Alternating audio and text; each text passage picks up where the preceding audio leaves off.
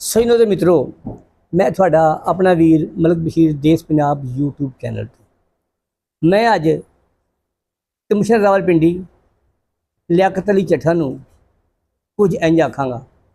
मर्द मुजाहिद, मर्द कलंदर ते हक सच का प्रचार करन वाले इस अफीसर नूं मैं सलूट पेश करदा कि उन्हें इस बोसीदा, इस खस्ता हाल, इस डिफाल्टर निज़ाम की निशानदेही करके लोगों के दिल जित लेते तो लोगों को दसिया कि असी जितिया होया हराते रहे हैं तो हारन वालों जिताते रहे हैं। तो मेरे ज़मीर ने मुलामत की तो मैं अज यदा भांडा फोड़ता वा। फार्म 47 की हुकूमत अज पता लग गया कि मोहसिन नकवी ने भी इस सिस्टम नूं नकारा ते फलाप करार दिता। दूजे पासे पाकिस्तान पीपल्स पार्टी ते पाकिस्तान मुस्लिम लीग नून आपस दे विच लड़ाई हो रही है लफ्ज़ों की कि जे तुसी भी फार्म 47 की पैदावार हो तो आसिफ अली जरदारी भी फिर अस्तीफा देवे, उदमा बुखारी कह रही है। दूजे पासे पीर हसन मुर्तज़ा चिनोड़ तो पीपल्स पार्टी के रहनुमा ने उन्होंने भी आख्या है कि ज़बरदस्ती की जी शादी होंदी है ना, उहदे नालों चंगा है कि अलैदगी हो जाए, वो बेहतर है। हुण तुहानूं भी पता कि ज़बरदस्ती की शादी किने कराई, क्यों हुई ते किस तरह हुई। हुण तुसीं आप ही कहण लग पए हो कि तलाक होनी चाहिए। उधरों मोहसिन नकवी ने भी इस सिस्टम नूं नकारा, बोसीदा ते खस्ताल करार दे के मगरों लाने की कोशिश की।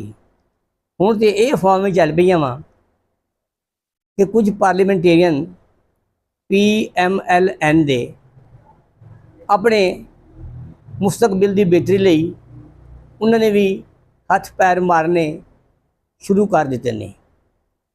लियाकत अली ਚੱਠਾ ने हकीकत का प्रचार करके अपनी नौकरी की परवाह नहीं की तो उन्होंने एक सच्चा ते सुथरा पैगाम दे के कौम नूं दसदा वे कि एक किस तरह नूरा कुश्ती हुई है ते किदां ये हुकूमत आई है। तो असी अज चीफ जस्टिस ऑफ पाकिस्तान ते आला हुकाम नूं ये मंग करते हैं कि इस वेले ये सिस्टम नकारा हो गया वा। ते असीं तुहानूं ये आखांगे कि लियाकत अली ਚੱਠਾ जै जानादार फर्शनास अफसर नूं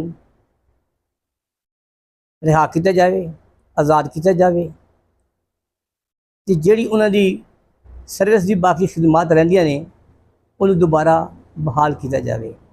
लियाकत अली ਚੱਠਾ ने अपनी सर्विस का कुछ हिस्सा फैसलाबाद दे विच गुजारिया है।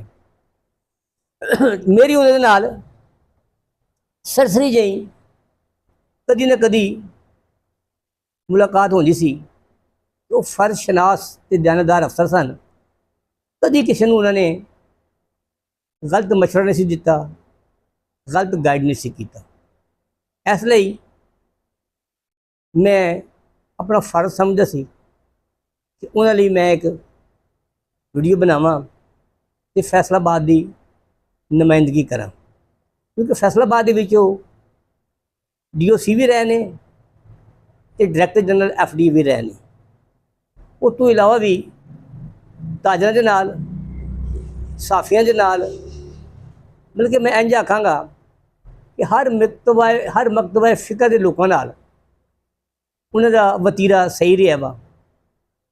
इहो गल है कि अज फैसलाबाद की बिजनेस कम्यूनिटी, वकला बरादरी सारी उहदा हया कर दी है ते कहंदे ने कि लियाकत अली ਚੱਠਾ यार अच्छा आदमी सी।